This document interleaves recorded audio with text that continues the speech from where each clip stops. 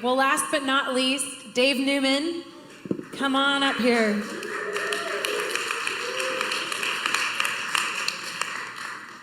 Here's another one of my dads.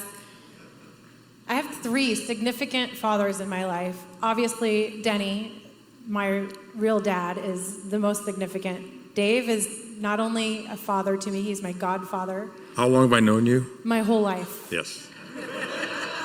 Every day and before I was born, he knew me. Oh, I know I've made everyone tell their age. I didn't make Mike tell his age. Dave, do you want to tell us how old you are? 77. Woohoo. Okay, tell us a little bit about yourself. Should I tell Teresa's age? I mean, she's the whole package. So yeah, tell everyone Teresa's age. 75. That's something to work for, right, ladies? Yeah, we all say it. We all do. Okay, tell us a little bit about your journey as a dad. Okay. Teresa always said I was born with a golden spoon in my mouth. Nice. I'm not sure why, but life's been good for me. I grew up in a traditional family. You know, my mom and dad, they never divorced. Had a sister, and but I wasn't raised in a Christian family. But the thing is, in the 50s, early 60s, America was a Christian culture. In spite of what the media might tell you, it was a Christian culture. It was just it was reinforced through the culture, through the schools, everywhere. The God of the Bible. And even though I didn't go to church, I wasn't raised in a Christian family, I still had those principles were put in my life. So it was a good foundation. And so I was a musician. I think I started playing in bands when I was 14, I think. And musician my whole life, and actually I played Little League baseball with Denny in Iowa. That's how long we've known each other. What were we? 10 years old? 10. I've known Denny since I was 10. It's a long time. So 67 years. Yeah. Oh my gosh. We probably know too much about each other, really. Tell you the truth. For sure. And eventually we moved to Oregon. Denny and Ann had moved to Oregon. We moved to Oregon. And within a year of being here, we got saved, became Christians. And really... What was your... I mean, you guys were like full-blown hippie rock stars. Oh, we were hippies. Hippies, yeah. Yeah. Total hippies. Artist hippies. Yeah, we were, especially Teresa and I, we were hippies, yeah. And... played in rock bands and everything that goes with it. So, but once we got saved, our lives radically changed. And once Teresa I was always, looking to be, I was in a band. I was looking to be in a band. I didn't work full time. Even though I went to college, somehow I went to college and got a degree. I got a 4-year degree in engineering. So he's an engineer. Electrical engineering. 4-year degree. And I was a hippie. I was doing everything hippies do, playing in a band. I don't know how I made it. It's crazy. Really. So I got a degree, but as soon as I graduated, I didn't work. I played in a band. And so, actually, interesting side note, when I finally thought, when we wanted to buy land out here, through the haze, I figured out I should get some land. That's a good idea. And so, I had to get a job. So Teresa was working for an agency, and we were in Boulder, Colorado, and the agency was called Sunny Girl. Yeah, and so I couldn't get a job. I graduated 4 years earlier. Nobody wanted to hire me. I had, hair down to here, and so Teresa got me a job with Sunny Girl. You were always wearing those blue sequin pants. Yeah. And no shirt. It was weird. Right. So anyway, when I went to this firm, it was electrical, and it was a high-tech firm. I had to wear a Sunny Girl badge. It said, Sunny Girl, Dave Neumann. And this really shaped him in his father journey. Yeah. Back to the fatherhood. So once Teresa got pregnant, I said, no more musician. Yeah. I'm done. And I got a job immediately. And I went and got a job. And It took me a little bit, but I finally got into engineering stuff. I did all that, and I was, I had a good living. But I radically changed. I laid down. I still played, but I started playing since I got saved. Then immediately people saw I could play guitar, and they're like, "Ooh, you should be a worship leader." And I'm thinking, really? I don't know anything about worship, but they just liked my playing, so I played. Yeah. If you've never heard Dave play, he is out of this world. Yeah. He's an incredible guitar player. But that was one of my questions to you. Like you had this unusual coming into Christ, family, marriage, then fatherhood, and it looked totally not traditional. Then you became a very traditional family. Right. And can you share, like you just shared the sacrifices, like you laid your gift and your rock star dreams on the altar, but what compelled you to do that? What was inside of you that said, this needs to sit here for a season? Yeah, I mean, I think it was just partly my upbringing and partly the Lord, really, because I grew up in a different time. It was a different world in the 50s and 60s.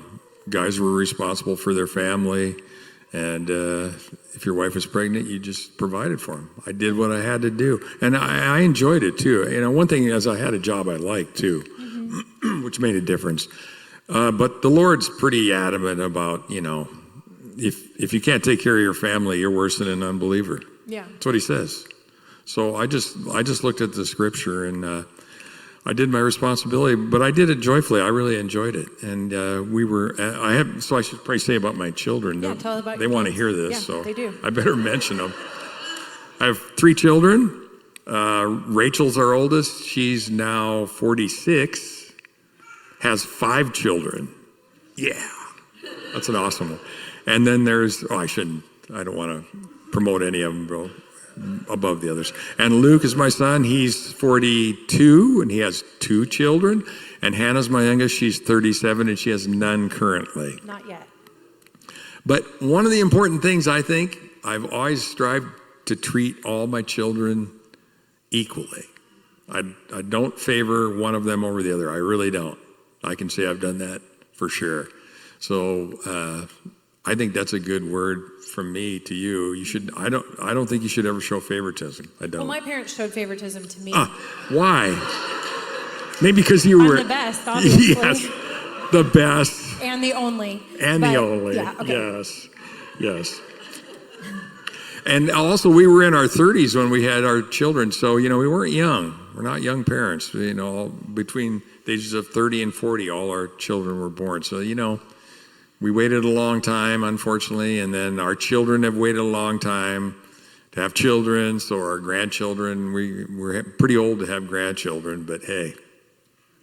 Your grandchildren don't seem to mind. No, it's just that we'd like to be around a little longer. You know what I mean? So don't wait too long to have kids, if you can. If you can.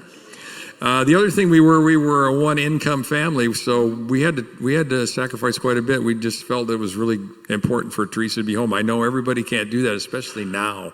In this world, with the expenses, it's really tough, really tough. Even then, this was in the 80s, it was really tough to live on one income.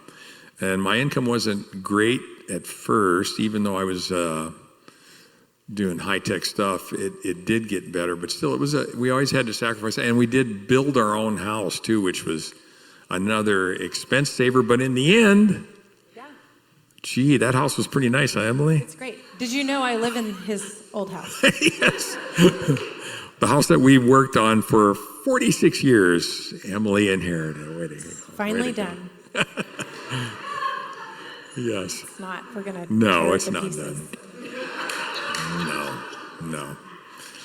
And so, we worked very hard. We were very hard workers. We worked on our house, and I was very involved in church. I was the original worship leader, worship pastor of the Albany Vineyard, and then which later became JPC, and we were really involved in church, busy all the time. But, I think everything Mike said, too, about you have to be present for your kids. You should try to go to all the games, go to everything they do. That's what we did. And you homeschooled? We homeschooled for different lengths of time.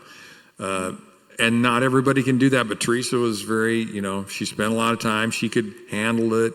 She was very diligent at that. And so we homeschooled Rachel, I think, until she was like High school. almost high school. She never lets us forget that, but. No, I always was like, go to school, Rachel. Yeah. You need to go to school. You'd have to see pictures of her back then and pictures of her now. You'd probably see a homeschool. She's stunningly beautiful. But I always take credit for it because I taught her how to do her hair. That's right. And then each kid was a little bit different. And by the time we got to Hannah, our youngest, she was only homeschooled, I think, for 5 years, through 5th grade. Most people can do it if you have the time. A kid that's like going in 3rd, 4th, 5th, 4th grade, that should be really no problem. I mean, you get up to high school, sometimes it's harder if they want to do like chemistry and, like geometry. It's pretty tough.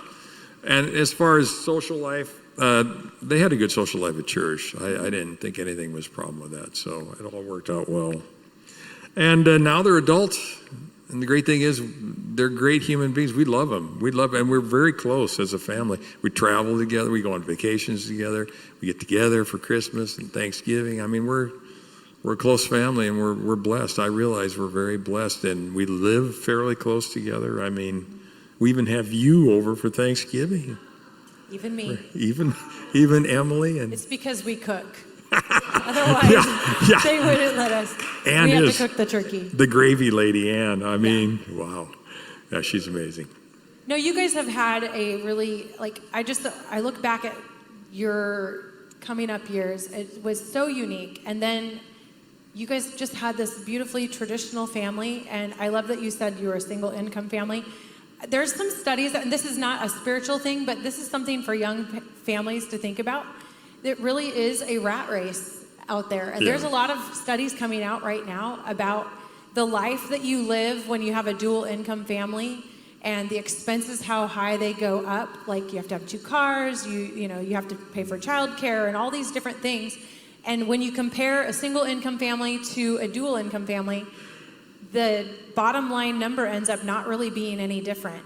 But the quality of life that you live. Probably because of childcare, right? Childcare and additional expenses out and just all these other things. And so you really should just pray and ask the Lord what it is that your family is supposed to do, because don't buy the lie that's out there.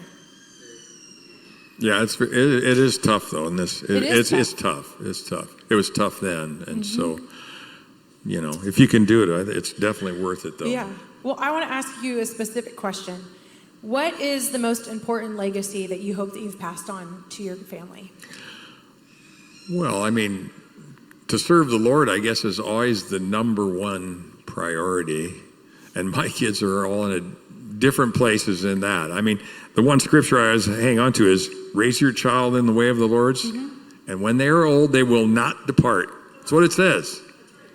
So I raised my kids in the ways of the Lord, and I'm fully convinced when they're old they will not depart, and they're all in different parts of the walk with the Lord. Each of them know the Lord, understand the Lord, and I believe they're all in different areas of that walk. And so we all were. Yeah, I'm comfortable with that. Stages. Yeah. And so that's the one thing. Yeah. Another thing is I always told my kids, to me, to be a success is to be a responsible member of society and make sure you provide for yourself and all dependents you have or have created.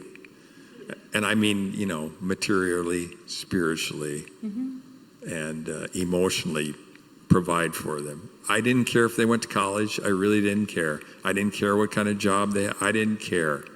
But I wanted them to be a productive member of society. And to be a good parent, that's really all I care about. So I think they're all that. I agree. They're all very capable and talented. If there's one thing that you could go back and say to your 35-year-old self about fatherhood, what would you say? Well, I was going to say, take care of your hair better. No, I'm kidding. No, kidding. I had great hair when I was in my 30s.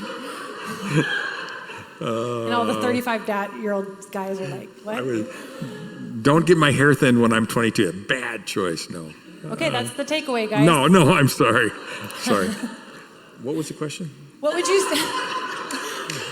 What would you say to your 35-year-old self, what you know now? What would you say, like when you were 35 is when you were really kind of starting the whole family thing. What would you say to yourself that you know now that you didn't know then? Well, I think spending as much quality time as you can is really the big thing. And be an honest example of your relationship with the Lord. Don't fake it. Your kids know if you're faking it at home anyway. So I do have some other wisdom things written down I'd like to say. Because some of this is probably controversial to most of, if you're in this generation now, Gen Z, Gen X, millennial, all that. I'm old school, sorry. You remember when I was... He's a boomer, in case you didn't know. Yeah. Remember in worship team, I used to, we'd try to have worship practice. And when there was one particular gal, she would a lot of times cry, for quite a bit of the time. And then eventually... It wasn't me. No, it wasn't Emily. And I just couldn't get anything done. And finally I said, you know what? No crying till after 9 o'clock. We have to practice. So we still have that rule. No crying till after 9 p.m. Yes. Here's some other wisdom besides that. And that out of their league, Tom Hanks said that. Remember, no crying in baseball. There's no crying in baseball or a worship team. Yeah. Here's one. Don't have unrealistic expectations for your kids. Ooh, say that again. Because, if you're thinking they're going to do this and they're going to do that, forget it. Just have them to be responsible adults and be good parents. Really, that's good enough. Balance, discipline, and love. These are all scriptural things. Today there's not much discipline, a lot of love. That's good. But you got to have discipline too. Sorry. That's what it says. That's good. This is a big one for all you guilty parents. I believe. And there's no guilty parents in here, is there? Well, I mean, there's so much guilt that parents if carry. You're guilty about them as adults, is what I'm talking about. If you're guilty of them, you are not responsible for the decisions they make as an adult. That is really good. You're just not. I try, if your kid's in prison or whatever, a drug addict, they're an adult. They make their own decisions, and you're not responsible for that. You're responsible for training them up in the ways of the Lord, and doing the best you can. But I'm sure you've heard stories by many adults who had horrible lives and turned them around. And if you're an adult, I just don't think you should carry that guilt with you. I don't. It's good. Deuteronomy 24:16. Look it up if you think that's not true. Pray consistently for your family, obviously. That's the thing I do. I have lists. I pray for my family and my friends and the sickness and the church and, the country. I pray for this all the time. I have a list. So you got to pray consistently. Treat with impartiality. I did already say that. Foster togetherness as adults, too. As adults, try to foster togetherness. We do. We travel together. We get together. Do what you can. Like Mike, if you have to reach out first, do it. And you do. You just foster togetherness as much as you can. Another one. Denny used to say this, and I agree. Remember, we used to hate that sticker, that bumper sticker that said, "I'm spending my kids' inheritance." Well, that's not scriptural. I think you should store up an inheritance for your kids. And I mean financially, too. Do everything you can because when my parents they weren't wealthy at all, but when my parents passed away, they actually did leave an inheritance to me and then Teresa's dad, too. And it made a difference in our lives. It really did. Even when we were older, we were like in our 50s or 60s, it makes a difference. So if you can, do what you can to lay up an inheritance for your children, because that's scriptural too. That was the end of my wisdom. Okay, well, say goodbye to everyone with what has been one of the greatest joys of being a father. I think just seeing your kids grow up and turn into the adults they are, and then having grandkids. I mean, it's all great. I love who my kids are. So I love hanging out with them, and Yeah. that is my greatest joy. And they love you. Yeah. Well, thank you, Dave. You Thank bet. you to all the dads. Thank you, Josh. Thank you, Jordan, Mike, Dave.